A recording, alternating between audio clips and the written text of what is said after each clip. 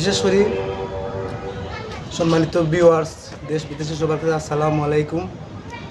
আমার পরিচয় হচ্ছে, আমি শিল্পী বাবুল আহমদ ফাত্তা।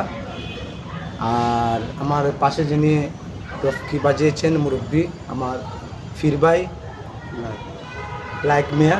কাহিনী অনেক দূর থেকে আইসেন, সাতক থেকে আইসেন, সুনামগঞ্জ সাতক থেকে।